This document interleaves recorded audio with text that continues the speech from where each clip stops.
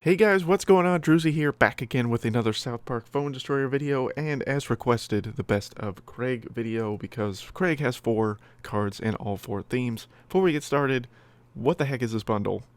$25, 3 guaranteed copies of Imp Tweak, 5 guaranteed copies of Youth Pastor Craig, mystical cards, 60 of them, 12 rares, 5 epics guaranteed. It looks terrible. It's $25. You get 5 of them, so that's $125. For all that, it's not worth it to me. Anyways, let's just break down what we actually came here to talk about today, which is, again, the Best of Craig video. So we're going to go through all 4. I'm going to start with who I think is number 4, work my way up to number 1. As always, you guys do a good job in these videos of telling me what you guys think. Sorry if my voice sounds a little weird because I have been a little under the weather the last couple of days, but we're going to go ahead and do this anyway. So number 4 on the list for me is Marine Craig. Now the main reason for this fall for Marine Craig is mostly due to the fact because he is now because he is a common card, not because he is a common card, and common cards with the nerf. I just don't think Marine Craig provides enough value anymore. He was on the fence for me as far as how valuable he was anyways within the game before the nerfs happened. His war cry, still decent with the poison the enemy leader and any close enemies for a 10-second duration, for a 6-second duration at 10 poison per second at the level I have him at. That does scale up, of course, as you level him up. And I've seen some people still using him at level 6 and having some success with him. But then once his war cry is done, in reality, he's really not that strong of an individual unit as far as his damage potential and his health. And because those were scaled down with the nerf, I just don't think Marine Craig is really that valuable. He is a 4 energy cost, which is decent for most ranged units, but I think mostly just because of that nerf that Marine Craig has fallen. In all reality, he could be 3rd. It would be the best position that he would be in. And the card after this, you could argue could be 4th for a variety of different reasons, which we'll get to. But for my opinion, Marine Craig is number 4 on the list. For number 3 for me is Incan Craig. Incan Craig comes from the adventure theme, and he is a legendary card. So a lot of you would probably think in your head, well, why is a legendary card so far down the list? Because those were the ones that were actually buffed recently, so he should be much higher up. His energy cost at 5 energy is too high for his value that he provides. Yes, he does do enemy leader damage and direct enemy leader damage with his war cry ability, which is one of the coolest animations within the game. I've said that multiple times talking about Incan Craig, but his scaling is not that fantastic even for a legendary card.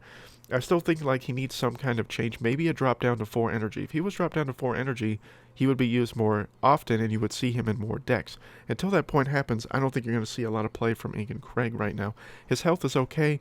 His damage with his Warcry ability has been scaled up significantly with the recent changes, and his enemy leader damage has done according so as well.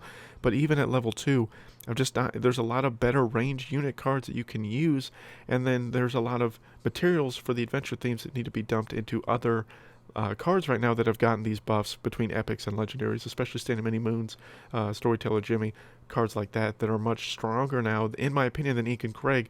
So I think there's just not enough materials to go around, and I think that he just doesn't provide as much value.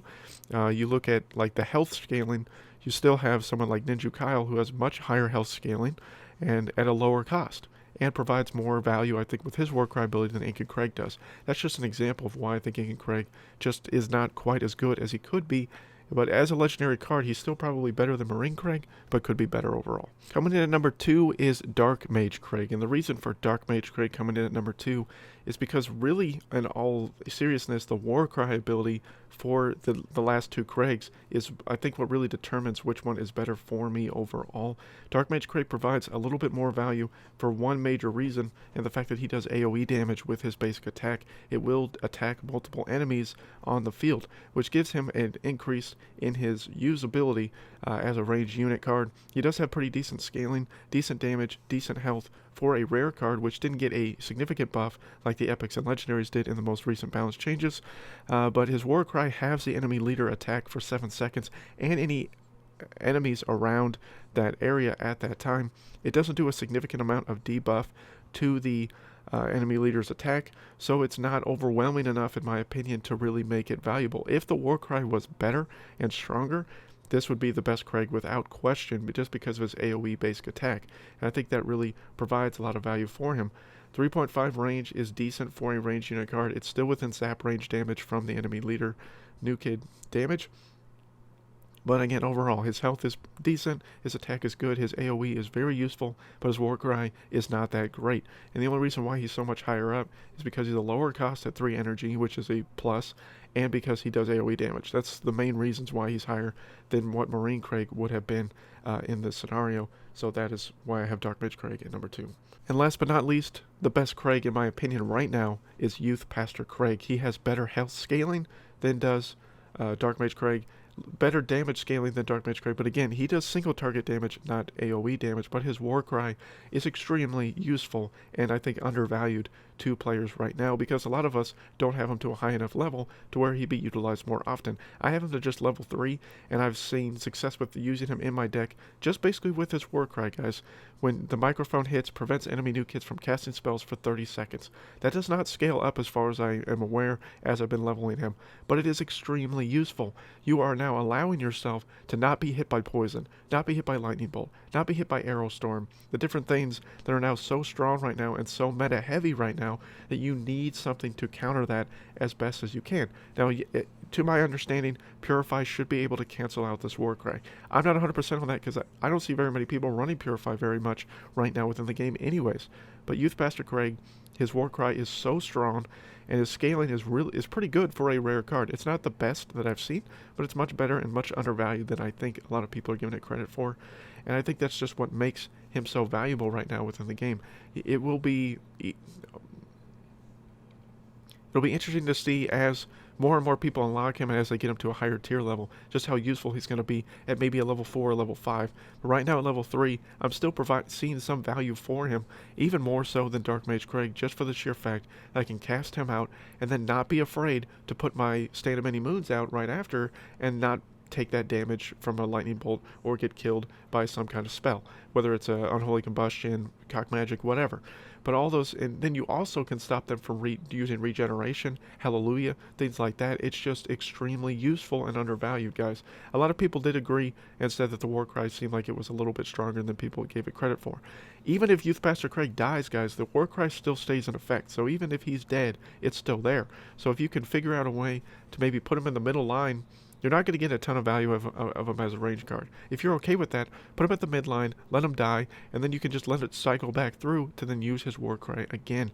It's a great cancel spell card in its own right, and a decent card as far as damage potential. Youth Pastor Craig, I think, is just the strongest Craig right now, in my opinion, and that's going to pretty much do it here, guys, for the Best of Craig episode. But let me know down below what you guys think. You guys always do a good job in these videos of debating with me, agreeing with me, whatever it is, and telling me why you think I was wrong or right in my assessment of this breakdown. But I feel like I gave some pretty good reasons as to why. Again, sorry for the voice if it does sound weird. It's because I'm battling a kind of a head cold right now. Plan to definitely do a pack opening tomorrow when the season resets. I haven't really done as much grinding as I would have liked to over the weekend. Had some other things that I was doing during the long break. Next week I'll be playing quite a bit of Destiny 2, so I'm not sure how much time I will have for YouTube. I will try to make as much content as I can for whatever I deem necessary. I might try out some of your decks in the next episode with me opening the Legendary Reset Pack and all that stuff. So if there's some decks you guys would like to see in that video, let me know down below or put your decks down below in the comment section, and I will be happy to go through them, find ones that I like, and try them out for you guys in the next episode. Thank you guys so much for watching, and until next time, guys, my name is Druzy.